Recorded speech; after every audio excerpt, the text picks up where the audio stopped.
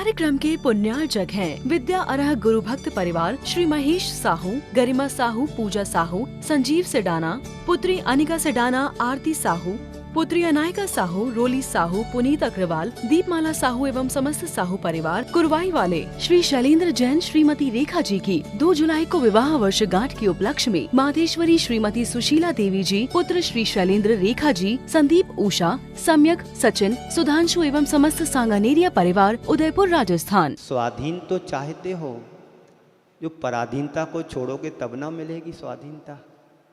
क्यों? पराधीनता के स्वरूप को समझो, स्वाधीनता के स्वरूप को भी समझो, फिर कंपेयर करो किससे हमारी आत्मा का हित होता है और किससे हमारी आत्मा का अहित हो रहा है, किससे हमारा कल्याण होने वाला है और किससे अकल्याण होने वाला है, किससे राग होता है, किससे द्वेष होता है, किससे वीतरागता को प्राप्त कर सकते हैं। जैन दर्शन में राग की बात नहीं कही गई, वीतरागता की बात कही गई है। पर वह राग भी वहां जुड़ा है, वो राग तुम्हारी प्रशस्तता को बतलाने वाला है। वीतरागता के साथ राग होगा तो प्रशस्त बनेगा, और जो प्रशस्त राग होगा तुम्हारे मोक्ष मार्ग को भी प्रशस्त बनाएगा।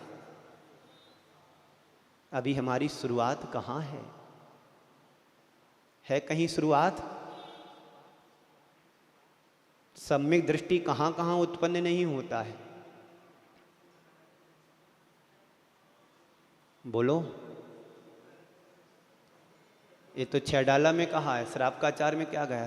सम्यक दर्शन शुद्धा नारक त्रेग नपुंसक स्थानी स्त्रुत्वानी दुष्किल वृक्त अल्प आयुर दरिद्रताम चा निर्वृत्ति कहा। सम्यक दृष्टि दरिद्री नहीं बनता है, गरीब नहीं बनता है, विकलांग नहीं बनता है। सम्यक दृष्टि नपुंसक नहीं बनता है, सम्यक दृष्टि स्त्री नहीं बनता है। सम्यक दृष्टि और क्या नहीं होता है? नपुंसक नहीं बनता है। सम्यक दृष्टि नीच कुल में जन्म नहीं लेता है। तो इससे तय हो गया कि अभी हमारे पास सम्यक दर्शन नहीं है। जो सम्यक दर्शन की बात करते वो ध्यान से सुने। जब तक व्यवहार सम्यक तुम्हारे अंदर नहीं होगा, व्यवहार सम्यक दर्शन, तब तक निश्चय सम्यक दर्शन को प्राप्त कर नहीं पाओगे। और निश्चय सम्यक दर्शन की बात तो ऊपर की बहुत उत्कृष्ट अवस्था की बात है। अभी पहले व्यवहार सम्यक दर्शन करो। देव शास्त्र गुरु के ऊपर सच्चा श्रद्धान मजबूत कॉन्फिडेंस के साथ बोलो कि तत्व यही है, इसी प्रकार का है, अन्य और अन्य प्रकार से नहीं हो सकता है। तो समझेंगे कि हमारा सम्यक दर्शन मजबूत है। अभी आपकी स्थिति बताएं कैसी है ठेकेदार जी? गंगा गए तो गंगा दास और बनारस गए तो बनारसी दास।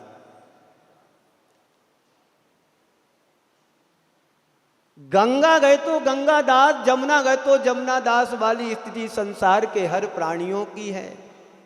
पहले व्यवहार लाओ। एक सिक्के के 2 पहलू हैं। एक बार गुरुदेव से किसी ने पूछा, व्यवहार में जन्म होता है तो मरण किस में होता है? तो गुरुदेव कहते हैं ना व्यवहार में जन्म होता है ना मरण होता है, निश्चय तो निश्चय है। पहले निश्चय करो कि कुछ भी निश्चय में नहीं होता, ना जन्म होता ना मरण होता। ये सब व्यवहार की क्रियाएं हैं। विडंबना बड़ी विचित्र है हम लोगों के साथ। ज्ञान आधा अधूरा ज्ञान, अतकचरा ज्ञान कहीं का भी नहीं रहने देता है। नींव मजबूत होगी तो महल बड़ा अच्छे से खड़ा कर सकते हो, और नींव मजबूत नहीं है तो तुम्हारा महल कितना भी सुंदर हो, कभी ना कभी धराशायी हो सकता है। तो मेरे भव भ्रमण का एक ही कारण रहा कि मैं अपने स्वभाव को नहीं जान सका, अपने स्वरूप को नहीं जान पाया। कर्म के फल स्वरूप पुण्य और पाप हैं। कर्म के फल स्वरूप जो पुण्य और पाप है उसे ही अपना मान लिया, उसी में व्यक्ति रम गया। आप छेडाला में पढ़ते हो, तने उपज तो अपनी उपज जान, तने नसते आप को नास मान। किसकी मान्यता है? मिथ्या दृष्टि की, मिथ्या दर्शन के प्रभाव से विपरीत मान्यता है। शरीर के उत्पन्न होने पर अपना उत्पत्ति को मान लेता है और शरीर के नाश होने को अपने आप को नाशवान मान लेता है। अभी यहाँ पर शिविर लगा था, छाढ़ाला पढ़ाई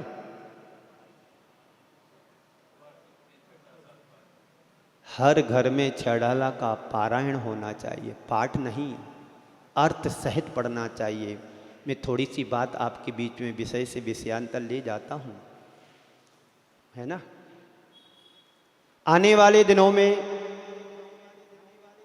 चातुर्मास कलश स्थापना का कार्यक्रम सानंद संपन्न होने जा रहा है।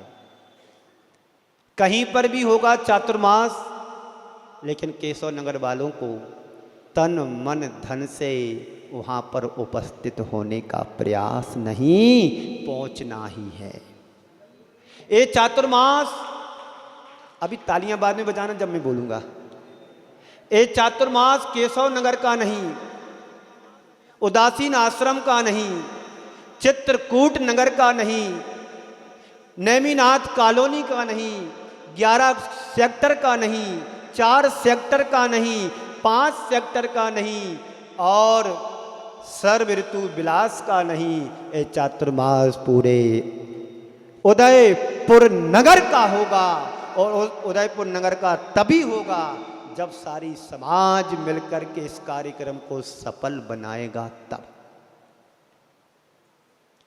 हमारे पास कुछ दिन पहले कुछ लोग आए हुए थे तुम्हारी धर्म प्रभावना समिति के देवाड़ी में। मैंने यही बोला था वहां पर, ये चातुर्मास किसी व्यक्ति का नहीं, ये चातुर्मास किसी मंदिर का नहीं, ये चातुर्मास धर्म प्रभावना, सर्व धर्म संपन्न प्रभावना के साथ पूरे उदयपुर नगर का चातुर्मास होगा। तो उस चातुर्मास को यदि संपन्नता की शिखर पर ले जाना है तो जन जन को मिलकर के वहाँ सफलता की शिखर पर अपना नाम दर्ज कराना है कि मैं भी आया, मैं भी आया, मैं भी आया, मैं भी आया। आप नंदीश्वर भक्ति में पढ़ते हैं संस्कृत में, आओ आओ आओ आओ, मैं भी पहले जाऊं, मैं भी पहले जाऊं, मैं भी पहले जाऊं। इस भावना से भर करके इस बार का 2024 का चातुर्मास आप सभी को मिलकर के भक्ति भावना के साथ संपन्न करने का एक अपना जुनून अंदर से जगाना है। दान देने वाला दान देकर के फ्री हो जाता है, कार्यकर्ता अपने कार्य करते हैं, लेकिन जनता जनार्दन को सोचना है कि जो फ्री में मुझे धर्म ध्यान करने को मिलेगा उससे हम वंचित क्यों रहें। अवसर की तलाश में लोग रहते हैं, अवसर खोजते हैं, अवसर तुम्हारे घर चल कर के आया है। अब मेरी दायित्व होता है, कर्तव्य होता है, उस अवसर का पूरा मुझे लाभ उठाना है। सुबह शाम दोपहर प्रवचनों का लाभ मिलेगा, दोपहर में स्वाध्याय का लाभ मिलेगा, शाम को आचार्य भक्ति, प्रवचन, आरती, इन सब में शामिल होकर के अपने आप को पुण्यशाली बनाने का अवसर मिल रहा है। लोग लाखों रुपए देकर के पुण्य कमाते हैं। मैं आपसे कहना चाहता हूँ, आपने अपनी श्रद्धा भक्ति का एक पुंज चढ़ा दिया चावलों का, सबसे ज़्यादा पुण्य तुम्हारी कोठी में जाएगा। देने वाला पैसा कहाँ से लाया पता नहीं। आप श्रद्धा भक्ति भाव से यदि तुमने सुबह का प्रवचन सुना या शाम को आचार्य भक्ति में शामिल हुए, जो पुण्य करोड़ों देकर के नहीं कमा सकता है, आप समर्पित होकर के पुण्य कमा सकते हो। धर्म ध्यान करने में पैसा नहीं लगता, प्रभु की भक्ति करने में पैसा नहीं लगता, गुरुओं की उपासना करने में पैसा नहीं लगता है। पैसा तब लगता है जब तुम कोई नया कीर्तिमान खड़ा करोगे, तब लगेगा। तो जो पैसा नहीं दे सकते उनके लिए स्कीम मैंने बता दी, बस वहाँ जाकर के समय से जाकर के धर्म ध्यान करना है। कौन सी बात तुम्हारे लिए तुम्हारे जीवन के कल्याणकारी बन जाए। एक नया प्रसंग तुम्हारे बीच में जोड़ता हूँ, भगवान महावीर के समय की घटना है। भगवान महावीर के समय की घटना मैं इसलिए सुना रहा हूं, बीच में कई बार सुनाया हूं कि एक वाक्य तुम्हारे जीवन का कब कल्याण काया कल्प कर दे, जीवन में परिवर्तन आ जाए। मैं आपके सामने साक्षात उदाहरण बैठा हूं। साधु संतों का प्रभाव क्या पड़ा कि मुझे संत बना दिया। भगवान महावीर के जीवन की घटना है, उनके काल की। उनके समय में रोहिणी नाम का चोर रहता था। रोहिणी नाम का चोर, उसके पिता उसको बार बार कहा करते थे कि तू भगवान महावीर के समूषण में नहीं जाना, भगवान महावीर की वाणी नहीं सुनना, भगवान महावीर के उपदेश में नहीं बैठना, नहीं तो हमारा पुश्तैनी धंधा भी चौपट हो जाएगा। क्योंकि चोरी करता था। उसका बाप तो वही संस्कार बेटे को दिए कि तू भी चोरी कर। आवाज सुनाई दे रही है ना? आवाज आ रही पीछे? सुनते रहना। बाप बार बार कह रहा है कि देख बेटे, भगवान महावीर के प्रवचन नहीं सुनना, उनके पास नहीं जाना, वरना हमारा जन्म जन्मांतरों का धंधा चौपट हो जाएगा, बंद हो जाएगा। जी पिताजी, ऐसे आज्ञाकारी पुत्र बहुत कम होते हैं ठेकेदार जी। जी महाराज श्री। बात मान ली। एक दिन राजघराने से चोरी करके भाग रहा था। बेशकीमती रानी के गले का हार चुरा लिया उसने। पुराने जमाने के चोर जितने सब मोक्ष गए हैं, चिंता मत करना। और आप लोग साहूकार होकर के आज संसार में भ्रमण कर रहे, चाहे विद्युत चोर हो, चाहे रोहिणी चोर हो, चाहे अंजन चोर हो, जितने भी हैं सब मुक्ति के अधिकारी।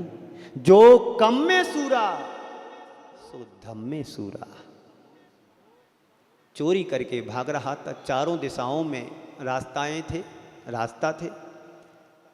सभी दिशाओं में पुलिस तैनात थी, पर एक रास्ता पर पुलिस नहीं थी, क्योंकि जिस दिशा में भगवान महावीर का समूषण लगा हुआ था वहाँ पर कोई पुलिस नहीं। उसने सोचा इधर जाएंगे फंसेंगे, मरेंगे, जेल होगी, मौत की सज़ा मिलेगी, चलो इसी रास्ते से भागते हैं। संयोग वाली बात है, संयोग वाली बात है। उसे पैर में ठोकर लगी, कांटा लगा, गिरा, वहीं पर गिर गया जहां समूषण लगा हुआ था। भगवान महावीर का धर्मोपदेश चल रहा था।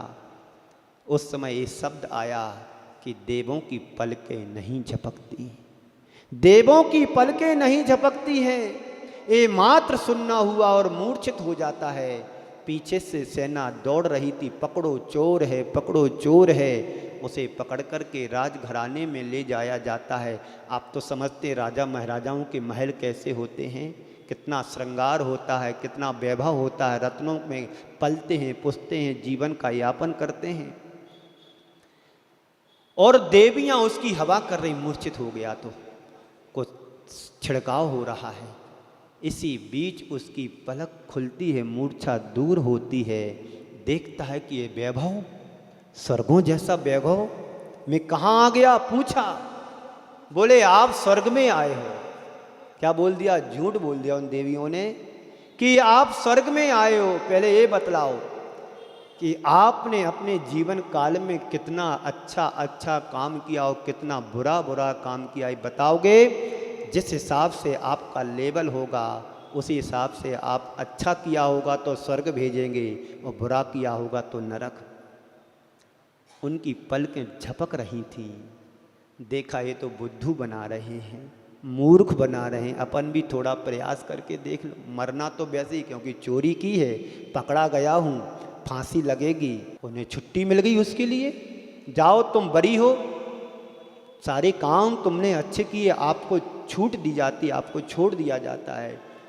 वहाँ से जैसा ही वो निकला, सीधा महावीर के समूषण में जाता है। सीधा भगवान महावीर के समूषण में गया, बाप के पास नहीं गया। बाप ने कहा था कि महावीर की बात को नहीं सुनना, पुश्तैनी धंधा बंद हो जाएगा। और वो गया सीधे महावीर के सम्मुखन में जाकर के दीक्षित हो जाता है। वो कहता है, जिस एक वाक्य ने मुझे मृत्यु दंड से बचा दिया, काश मैंने भगवान महावीर की पूरा उपदेश सुना होता तो आज मेरा मोक्ष हो गया होता। मैं आप सबसे यही कहना चाहता हूँ, इस धर्म सभा को आप जितना सुनोगे उतना तुम्हारे जीवन में आनंद आएगी, प्रसन्नता आएगा और ठहराव आएगा। जीवन का कौन सा वाक्य तुम्हारे लिए कायाकल्प बना दे, उद्धार कर दे, कुछ भी पता नहीं। मेरे जैसे अनगढ़ पत्थर को गुरुदेव ने तराशा और इतना तराशा कि आज मैं आपके सामने हूँ। किसके जीवन में कब वैराग जाग जाए कुछ भी पता नहीं। चोर भी निरंजन बन सकता है, डाकू भी मोक्ष जा सकता है। फिर तो हम महापुरुषों की श्रेणी में आने वाले श्रेष्ठी श्रावक हैं, धनवान हैं। धन से नहीं, धर्म से धनवान बनना है। बाहर के वैभव से नहीं, गुण वैभव से धनवान बनना है, तो जीवन का उत्थान और कल्याण है। तो आने वाले 8 अगस्त और 9 अगस्त को, 8 अगस्त के दिन शांतिनाद विधान संगीतमय, बाहर से संगीतकार आ रहा है, भोपाल से बड़ा प्रसिद्ध संगीतकार है और प्रतिष्ठाचार्य ब्रह्मचारी, बाल ब्रह्मचारी अनिल भैया जी भोपाल मध्य प्रदेश से, वो आ रहे अपनी कलश स्थापना कराने के लिए। और मैं चाहता हूँ यहाँ के जितने भी गणमान्य विद्वान हैं, चाहे ग्रस्त पंडित हों और चाहे सदग्रस्त पंडित हों या बाल ब्रह्मचारी पंडित हो, सबको उस विधान में जीवन के संविधान को बदलने के लिए सबको मेरी तरफ से उपस्थित होना है। कोई कुछ भी कहे, इस कान से सुनना, इस कान से निकाल देना। अपन को तो भक्ति में रमना है। कोई कुछ भी कहे, जैसे बिल्ली दूध पीती है, कोई पीछे से कुछ भी मारता रहे, मुझे तो पेट से मतलब है, और दूध पी करके मस्त हो जाती है और भाग जाती है। अपन को अपना काम करके भाग लेना है, धर्म से नहीं भागना, संसार से भागने का प्रयास करना।